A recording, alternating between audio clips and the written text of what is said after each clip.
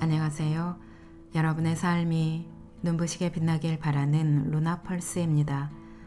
오늘 소개해 드릴 책은 나는 왜 혼자가 편할까 입니다. 오카다 다카시 지음, 김혜용 옮김, 이나목 해제, 펴낸 곳은 동양북스입니다.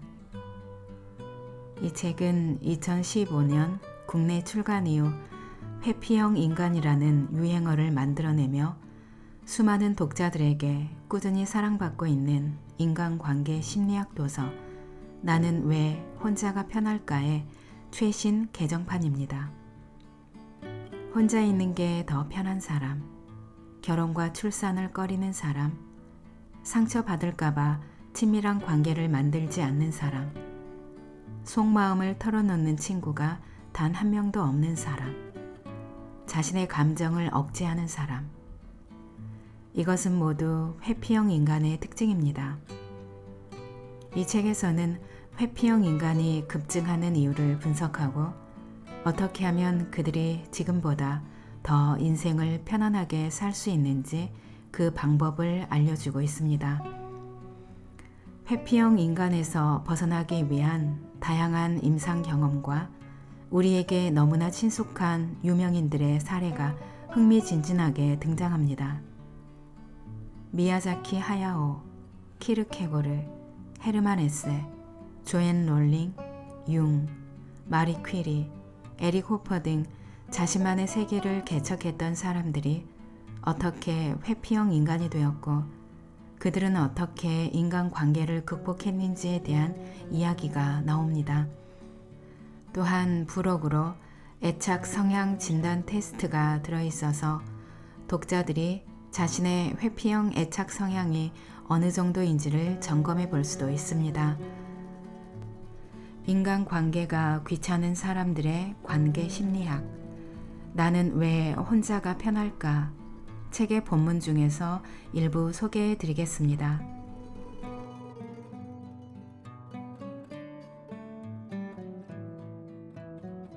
회피형 인간의 특징. 회피형 인간의 최대 특징은 타인과의 친밀한 관계를 원하지 않는다는 점이다. 회피형 인간은 자신의 속마음을 드러내지 않고 상대방이 친밀함이나 호의를 보여도 무뚝뚝한 반응을 보이는 경향이 있다. 기본적인 성향이 타인과 함께 시간을 보내는 것보다 혼자 뭔가 하는 것을 좋아한다. 타인과 함께 시간을 보내는 것에 전혀 흥미가 없는 것은 아니며 마음만 먹으면 잘 지낼 수도 있지만 그러기 위해서는 그만큼의 고통과 노력이 동반되기 때문이다. 부분적인 회피형 인간도 상처받거나 거부당하는 것에 대해 민감하게 반응하고 타인과 친해지거나 자신의 존재가 드러나면 그에 따른 책임을 최대한 피하려고 한다. 그러나 회피형 인간처럼 불안해하고 소극적으로 반응하지는 않는다. 이들 중에는 언뜻 보면 자신감이 충만하고 오만한 사람 혹은 냉혹하고 태연스럽게 자신의 공을 착취하는 사람도 있다. 하지만 겉모습은 정반대일지라도 친밀한 관계나 지속적인 관계를 피한다는 점에서는 같다. 즉, 회피형 인간의 본질은 불안감이 강하다거나 소극적이다거나 하는 데 있지 않다. 친밀한 신뢰관계와 그에 따른 지속적인 책임을 피하는 것, 이것이 핵심적인 특징이다. 친밀한 신뢰관계란 지속적인 책임과 결부되어 있다. 회피형 인간은 그것을 성가시다고 생각한다. 이를테면 사회적으로나 경제적으로도 결혼과 자녀 양육이 충분히 가능한데 그것들을 성가신 짐으로 여기기 때문에 꼭 결혼하지 않아도 된다고 생각하며 아이를 갖고 싶어 하지도 않는다. 이를테면 사회적으로나 경제적으로도 결혼과 자녀 양육이 충분히 가능한데 그것들을 성가신 짐으로 여기기 때문에 꼭 결혼하지 않아도 된다고 생각하며 아이를 갖고 싶어 하지도 않는다. 뭔가를 지속적으로 책임져야 하는 것을 의식한 순간 사랑의 열정조차 차갑게 식어버리기도 한다. 이 유형의 또 다른 특징인 감정을 억제하는 성향도 친밀한 관계나 지속적인 책임을 피하는 것과 밀접한 관련이 있다. 친밀함은 정서적인 것으로만 성립되기 때문이다. 정서적으로 교감하는 것이야말로 애착이며 진정한 친밀함인 것이다. 하지만 정서적인 애착 관계에는 지속적인 책임감이 필요하다. 그러다 보니 책임으로부터 도망치고 싶을 때는 애착이 족쇄가 되고 만다. 그러니 책임감에서 벗어나기 위해서는 최대한 친밀한 관계를 만들지 않아야 하는 것이다. 그런 의미에서 회피형 인간의 사회 적응 전략은 친밀함을 피함으로써 정서적인 속박이나 책임으로부터 자유로워지려는 것이라 할 수 있을 것이다.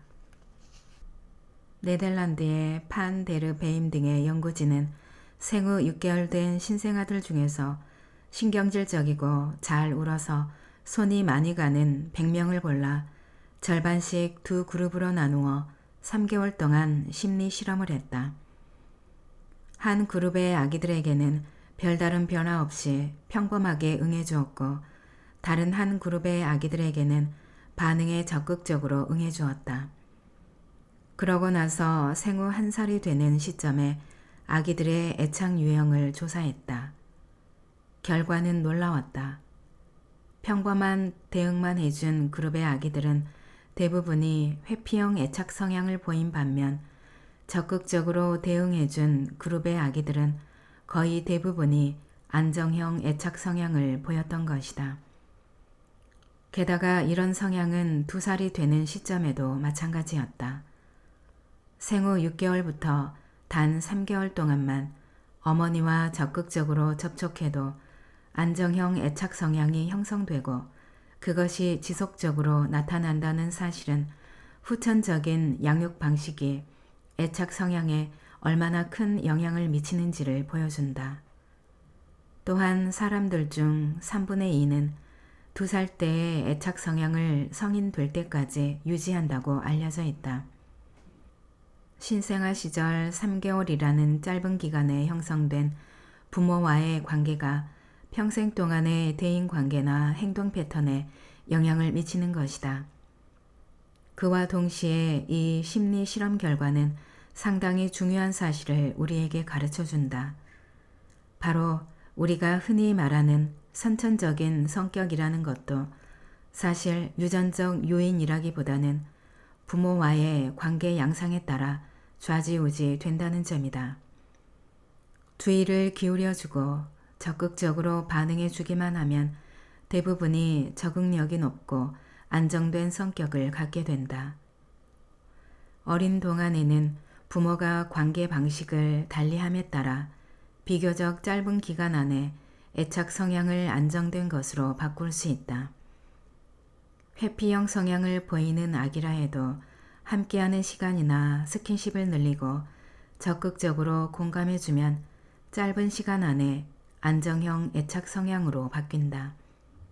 또 나이가 어릴수록 효과가 빠르고 좋긴 하지만 나이를 먹은 이후에도 전혀 불가능한 것은 아니다.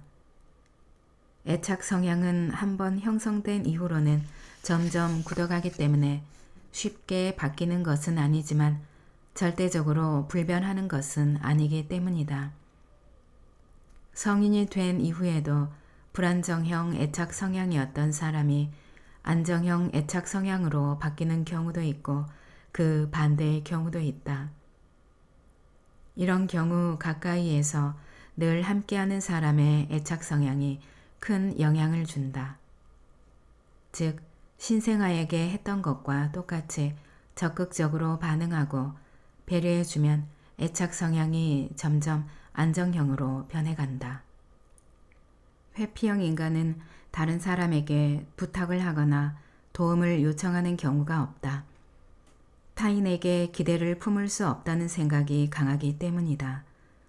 함부로 약한 모습을 보이면 비난을 받거나 공연히 힘든 상황에 처할 수 있다고 생각할 정도로 인간에 대한 불신감을 갖고 있다. 그래서 문제나 사건이 생겨도 자신만의 힘으로 해결하려는 경향이 있다. 만약 자기 한계를 넘는 스트레스나 해결이 어려운 문제와 맞닥뜨리면 궁지에 몰려 자신을 소모하게 된다.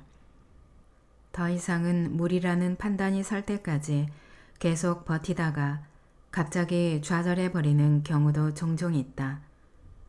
그럴 때에도 자신의 괴로운 마음을 다른 사람에게 호소하지 않고 그냥 도망침으로써 자신을 지키려 하는 것이다. 어떻게든 참을 수 있을 때는 문제 따위 전혀 없다는 듯 태연한 표정을 짓는다. 그래서 주위 사람들도 이상이 있다고는 생각하지 못한다. 하지만 마음보다 몸이 먼저 비명을 질러서 두통이나 복통, 설사, 구토, 두근거림, 현기증 같은 신체 증상으로 나타나는 경우도 많다. 회피형 인간은 기분을 확실히 표현해 주세요 라거나 자신이 느낀 점을 말씀해 주세요 라고 요청하면 바로 대답하지 못한다. 그럴싸한 말로 설득해봐도 진지하게 대응하지 않기도 한다. 업무적인 관계라면 그런 대로 괜찮을지도 모르지만 만약 정말 친밀한 사이가 되면 상대방이 진심으로 마음을 공유할 수 없다고 느끼기 때문에 관계가 진전되기는 힘들다. 오해가 생겨도 자신의 속마음을 털어놓지 않아 관계에 앙금이 쌓여간다. 회피형 인간은 이야기할 차례가 돌아오면 곧바로 말을 하지 못하거나 중요한 시점에 침묵해버리는 경우가 많다. 평소 감정에 의해 말이 나오는 게 아니라 머리로 생각해서 말을 하고 있기 때문이다. 자신의 기분이 아닌 상대방의 의도로부터 역산하여 그에 대해 적절하다고 생각되는 표현을 선택하고 말을 짜 맞추는 작업을 하다 보니 시간이 걸리는 것은 당연하다. 친밀한 관계를 피한다는 것은 구속당하는 것을 싫어한다는 뜻이기도 하다. 도망칠 수 없는 굴레나 막중한 책임이 걸려있는 일에 답답함이나 압박감을 느끼기 때문에 언제든지 도망칠 수 있는 상황을 선택한다. 방치당한 회피형 인간은 특히 이런 경향이 강하다. 방치된 아이든 과도한 관심을 받은 아이든 학대나 불화에서 트라우마가 생긴 아이든 모두 다시 상처받을지도 모르는 상황을 피한다는 공통점이 있다. 이것은 바꿔 말하면 우울해지는 것을 피한다는 뜻이기도 하다.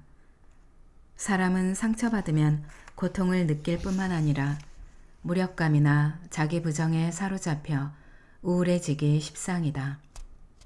상처 입힌 상대에게 반발하거나 저항함으로써 자신을 지키려 해도 상처받았다는 생각이 머리에서 떠나지 않고 시간과 함께 마음속 깊이 침투해버리는 경우도 많다. 이렇게 끊임없이 낙담과 우울이 그 사람의 마음을 가라앉게 만드는 것이다. 이러한 경험 때문에 사람은 자연스럽게 자신이 침울해질지 모른다는 상황을 피하려고 한다. 자존심에 상처받는 상황은 더욱 그렇다. 그것이 학교든 회사든 가고 싶지 않게 된다. 몸도 마음도 상황을 거부하게 된다. 본래 안전기지로서 아이를 지탱해 줘야 할 부모가 아이의 자존심이나 자신감에 상처를 주고 발목을 잡는 경우도 있다. 이런 경우에는 부모를 피하는 것 말고 자신을 지킬 방법이 없다. 부모에게 회피형 애착을 보인다는 것은 과거 일 때문에 실망한 나머지 더 이상 부모와 가깝게 지내지 않는 것이 안전하다고 느낀 결과라 할 수 있다. 독일의 작가 헤르만 헤세는 어머니가 병상에 누워 있어도 문병 가는 것을 최대한 피했고 어머니가 사망했을 때 장례식장에도 가지 않으려 했다. 어머니는 늘 의무감이나 자신의 기준을 중심으로 자식 교육을 시켰고 자신의 종교적 신념을 자식들에게 강요했다. 헤세는 그런 지배적 성향을 가진 어머니 때문에 괴로워했던 것이다. 어머니는 헤세에게 일상적으로 부정적인 평가를 늘어놓았지만 그는 늘 어머니의 인정을 받고 싶어 했다. 어머니가 죽음의 병상에서 앓고 있을 때는 그의 첫 장편소설이 출간되기 얼마 전이었다. 그런데도 문병을 가지 않은 것은 자신이 겨우 지켜온 세계가 죽어가는 어머니의 모습을 보면서 흔들릴까봐 두렵고 임종의 순간에 어머니의 입에서 부정적인 말이 쏟아져 나와 자신의 세계를 무너뜨릴까봐 두려웠기 때문이다. 이것은 바꿔 말하면 자신이 다시 우울감에 빠져 과거의 상처나 갈등 속으로 빨려 들어가지나 않을까 하는 두려움이기도 하다. 어머니가 사망한 후 헤세는 자신을 누르던 무거운 굴레에서 해방되기라도 한 듯 계속 작품을 발표했고 작가로서 성공했다. 어머니가 결코 인정하지 않았던 작가 헤르만 헤세는 수많은 독자로부터 열광적인 지지를 받았던 것이다. 어떤 의미에서 그것은 어머니를 외면하고 어머니를 거부했기 때문에 얻을 수 있었던 성공이라고도 할 수 있다. 그의 작품에는 그야말로 헤세 자신의 생활 방식과 고민이 잘 묘사되어 있다. 어머니의 죽음조차도 자신의 영역에 침범하지 못했음을 스스로 보여줌으로써 헤세는 자신의 문학세계를 수립했던 것이다. 다만 이 시점에서 헤세 스스로가 어머니와의 문제를 제대로 자각한 것은 아니었던 듯하다.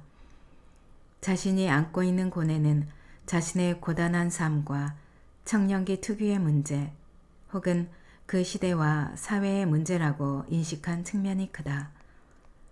어머니와의 문제에서 비롯된 자신의 정체성 고민을 확실하게 자각하게 된 것은 중년 이후 우울증으로 고통받다가 융의 정신분석을 받고 나서부터였다. 어머니를 거부했지만 그는 완전히 자유로워진 것이 아니었다. 어머니에 대한 죄책감이 무의식적으로 그를 괴롭혔고 어머니가 내던진 말을 헤세 스스로가 내면화하면서 오랫동안 자기 자신을 괴롭혔던 것이다. 회피에서 벗어나기 위한 핵심 과제는 자신이 근본적인 문제로부터 도망치고 있다는 걸 깨닫고 더 이상 그러지 않겠다고 결심하는 일이다. 바로 앞에 있는 문제와 맞서야 한다. 정신의학의 세계적 대가인 카를 구스타프 융은 소년 시절 요즘 시대에 태어났다면 발달장애나 자폐증이라는 진단을 받았을 법한 아이였다. 다른 아이들과 잘 어울려 놀지도 못하고 공상세계에 빠져 혼자 노는 것을 좋아했다. 공상과 현실을 혼동하여 상식에서 벗어난 장난을 치다가 자주 혼났다. 운동도 잘하지 못했고 신경질적인 데다 불안감이 강하기도 했다. 그의 이런 성향은 유전적 요인뿐만 아니라 양육 환경의 영향도 있었을 것이다. 융의 어머니는 불안정한 사람이라 아이에 대한 관심이 희박했다. 융도 그런 어머니에게 가까이 가기 어렵다는 것을 알아서 밤이면 늘 아버지의 곁에서 잠들었다. 하지만 아버지 역시 세상과는 동떨어진 회피형 인간으로 융은 아버지나 어머니 양쪽 모두와 안정적인 애착관계를 형성할 수 없었다. 아버지는 작은 마을의 목사였는데 고대어 연구를 인생의 목표로 삼고 있어서 집에는 오래된 책들이 가득했기 때문에 융은 문자나 책에 일찍부터 관심을 가졌다. 지방 초등학교에서는 성적도 좋았고 목사의 아들로 특별 대우를 받았으므로 과민한 소년 융도 큰 탈 없이 지낼 수 있었다. 상황이 변한 것은 10살이 되어 바젤의 김나지움에 다니기 시작했을 때부터였다.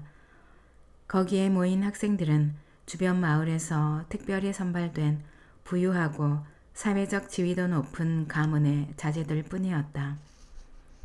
가난했던 융은 구멍 뚫린 구두를 신고 남루한 복장으로 학교를 다녀야 했던 자기 자신에게 부끄러움과 열등감을 느꼈다.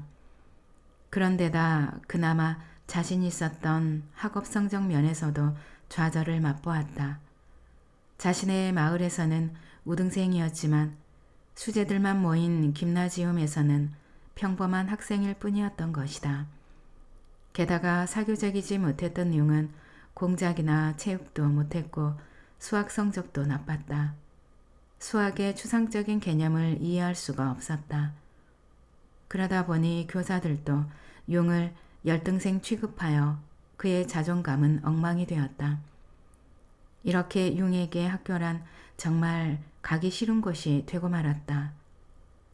그가 12살 때 다른 학생이 밀치는 바람에 인도에 머리를 부딪혀 의식을 잃은 적이 있었는데 그 순간 소년 융의 머리에는 더 이상 학교에 가지 않아도 된다는 생각이 스쳤다고 한다. 그 이후 융은 의식을 잃고 쓰러지는 발작을 반복하게 되었다. 힘든 과제를 수행해야 할 때마다 그는 곧잘 발작을 일으켰다. 이것은 과거에는 히스테리라고 불렀고 오늘날에는 전환 증상이라고 부르는 증세이다. 전환 증상은 신체적 증상을 일으킴에 따라 심적 스트레스로부터 도망치려는 행위다. 즉, 질병 이득을 얻는 것이다. 소년 융이 남몰래 기대했듯 부모는 김나지움을 쉬게 했다. 그는 누구에게도 방해받지 않고 좋아하는 놀이와 독서를 하며 만화를 그리고 공상에 빠져 시간을 보내는 신분이 되었다. 그럼에도 불구하고 마음은 개운치 못했다. 이에 대해 융은 내 자신에게서 도망치고 있다는 걸 어쩔 수 없이 깨달았다고 자서전에서 말한다. 융의 증상을 진찰한 의사들은 간질 발작일지도 모른다고 했는데 그렇다면 당시 의학으로는 완치할 수 있는 병이 아니었다. 부모는 슬퍼하며 아들의 미래를 걱정했다. 반년쯤 계속 결석을 하던 어느 날 융은 아버지가 손님에게 속마음을 털어놓는 말을 듣게 됐다. 만약 의사가 말한 것 같은 병이라면 이 아이는 더 이상 혼자 살 수 없을 거야. 비탄에 찬 아버지의 이 말을 들었을 때 소년 융은 자신의 미래가 이대로 닫혀버릴지도 모른다는 위기감을 느꼈다. 그 순간 마음속에서 뭔가가 일어났다. 그 자신이 자서전에 기록한 말을 인용해보자. 나는 벼락에라도 맞은 것 같았다. 이것이야말로 현실과의 충돌이었다. 아, 그런가. 열심히 노력해야만 하겠다라는 생각이 머릿속을 휘저었다. 그 이후 나는 진지한 아이가 되었다. 조용히 그 자리에서 떠나 아버지의 서재로 들어가 라틴어 교과서를 꺼낸 후 열심히 공부를 시작했다. 그런데 10분 후 발작이 나와 실신해버렸다. 의자에서 살짝 떨어질 뻔했던 나는 몇 분이 지나지 않아 다시 기분이 좋아져서 공부를 계속했다. 이런 빌어먹을 실신 같은 걸 하다니 하고 나 자신을 타이르며 그대로 계속했다. 거의 15분 정도가 지나자 두 번째 발작이 찾아왔지만 처음의 발작과 똑같이 그냥 무시했다. 이제는 정말 공부해야 해 하며 나를 채찍질했다. 그리고 다시 반시간 후 세 번째 발작이 덮쳐왔다. 더 이상 나는 굴복하지 않고 반 시간을 더 공부했다. 마침내 발작을 극복했다는 사실을 실감했다. 갑자기 지난 몇 개월보다 더 기분이 좋은 것을 느꼈다. 발작은 2번 다시 반복되지 않았다. 몇 주 후 다시 학교에 가게 되었다. 학교에서도 발작을 일으키는 일은 없었다. 마법은 완전히 풀렸다. 융 자서전 중에서 이렇게 융이 이대로 괜찮은 걸까 하고 자신의 마음에 물음을 던지고 자신의 인생에서 도망치지 않겠다고 결심했을 때 회복의 순간은 찾아온 것이다. 그리고 자신의 경험을 통해 융은 정신적인 증상이 고통에서 도망침으로써 생긴다는 것. 그러므로 그 고통과 마주하는 것 외에 진정한 극복은 없다는 것을 체득했던 것이다. 도망쳐봤자 별 수 없다. 아무리 불안해도 뛰어들 수밖에 없다 라고 마음먹는 것이다. 그러면 신기하게도 그동안 불안하고 무섭고 도저히 접근할 수 없을 것 같던 상황도 별거 아닌 걸로 느낄 수 있다.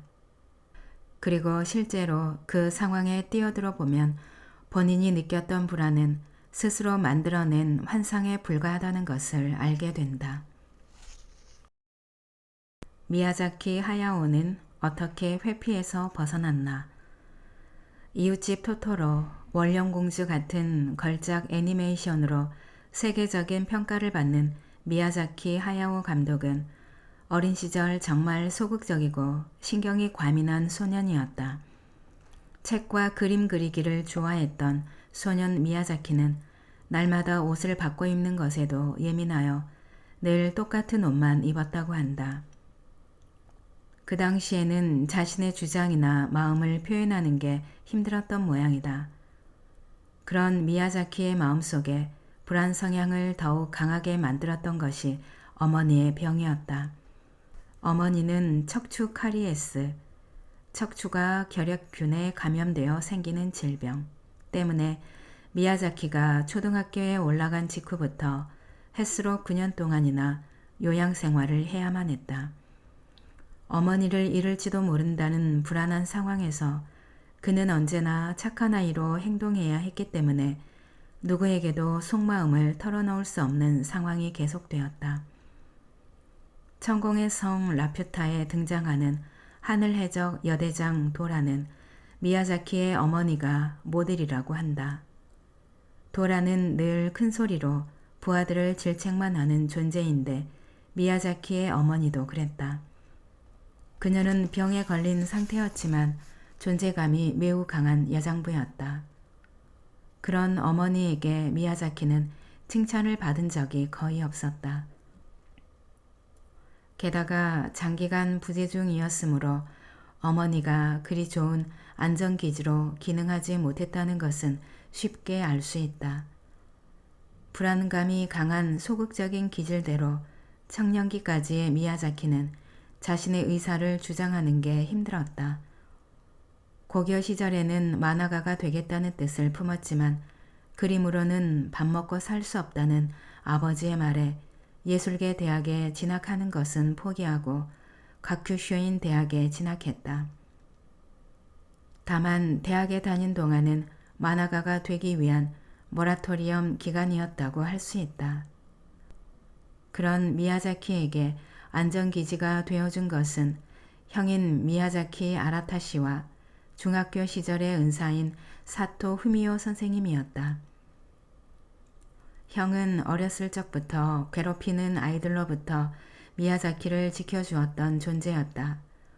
허약했던 하야오의 보호자였던 것이다. 한편 가족 이외에 미야자키가 고민이 있을 때 상담을 받았던 사람은 사토 후미오 선생님이었다. 그는 이 선생님에게 자주 찾아가 이야기를 나누었고 대학에 들어가고 나서는 유화를 배우기도 했다. 당시에는 좌우 이념이 아직 대립하던 시기였는데 대학가에는 좌익에 동조하는 분위기가 매우 강했다. 처음에는 그다지 정치에 관심이 없었던 미야자키도 서서히 그러한 시대의 흐름에 감염되었다. 미야자키의 경우에는 자신의 출신에 대한 죄책감도 영향을 끼쳤다. 미야자키의 친가는 전쟁 중 군수 공장을 경영하며 큰돈을 벌었다. 그 사실을 미야자키는 몹시 부끄러워해서 아버지나 어머니에 대해서도 비판적인 말을 하게 되었다. 약간 늦게 반항기가 시작되었다고 할 수 있을 것이다. 그때까지 어머니에게 반항한다는 것은 생각지도 못했던 미야자키가 어머니와 정치적인 문제로 토론하며 그의 주장을 어머니가 도저히 받아들이려 하지 않으면 너무 분한 나머지 눈물까지 흘렸다고 한다. 이때 비로소 어머니를 조심스러워하며 그 지배에 속해 있었던 자신의 존재를 밖으로 내걸고 자신만의 주장을 펼칠 수 있게 된 것이다. 이것은 그가 어머니의 보이지 않는 지배에서 벗어난 상징적인 사건이라 할 수 있다. 약자 중에서도 특히 미야자키가 테마로 다룬 것은 어린이이다. 당시 미야자키에게 영향을 준 작가 가운데 한 명이 생택치 페리이다. 어린이가 가진 순수함과 밝은 빛이 어린에 의해 파괴되어 가는 슬픔이라는 테마는 생택치 페리 작품의 가장 중요한 요소였는데 미야자키는 거기에서 강한 인상을 받았다고 한다. 그 테마는 훌륭한 형태로 계승되어 독자적 전개를 이룰 수 있게 되었다. 이처럼 극단적으로 회피적이고 자신이 바깥 무대에 서는 것은 상상도 할 수 없었던 허약한 소녀는 자신 이외의 존재를 위해 싸우는 공동체 정신으로 자신을 일체화시켜가면서 회피와 책임에서 도피하는 행동을 중단하고 전향적인 길을 택한다. 그동안 결혼해서 아기가 생긴 것도 영향을 끼쳤을 것이다. 가족이라는 굴레에 속박당해 자유를 잃어버린 측면도 있을지 모르겠지만 책임을 떠맡은 이상 미야자키의 내부에 결핍되어 있던 타인과의 유대와 인간적인 온기라는 요소가 새롭게 주입되어 수많은 사람에게 인정받는 감독이 될 수 있었던 듯하다. 정말 필요한 것은 불안이나 공포로부터 도망치는 게 아니라 그것들 앞에 과감히 자신을 드러내고 맞서는 게 아닐까. 불안이나 공포를 안고 살아가는 것이 삶이라고 한다면 그것으로부터 도망치려는 것은 자신의 인생으로부터도 도망치는 것과 같다. 우리는 결과를 선택할 수 없다. 우리가 선택할 수 있는 것은 지금 이 시간을 어떻게 살아갈 것인가 하는 것뿐이다. 도전할 것인지 하지 않을 것인지 그뿐이다. 도망치며 살 것인가? 불안이나 공포와 맞서며 살 것인가? 상처받는 것을 피하려고 자신의 인생으로부터 계속 도망칠 수도 있고 도망치는 것을 그만두고 상처받는 것을 두려워하지 않고 맞서며 살 수도 있다. 어떤 것을 선택할지는 당신 자신의 몫이다. 거꾸로 말하면 어떤 상황에서도 우리는 도전할 수 있다. 결과는 실패라 하더라도 도전할 자유가 있는 것이다. 실패라는 결과에만 사로잡혀 살 것인가? 아니면 그것으로부터 자유로워져서 가능성이라는 과정을 음미하며 살아갈 것인가? 결국 인생은 결과에 의미가 있지 않다. 그 묘미는 과정에 있다. 도전에 있는 것이다. 그것을 피하면 인생이라는 과일을 맛보지 못한 채 썩히는 것이나 마찬가지다. 과일은 어차피 썩게 마련이다. 그러니 썩기 전에 먹는 게 무슨 문제랴.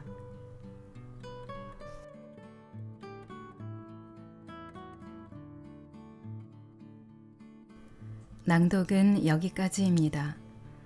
여러분의 구독과 좋아요, 댓글은 저에게 큰 힘이 되는 거 아시죠? 오늘도 끝까지 들어주셔서 감사합니다.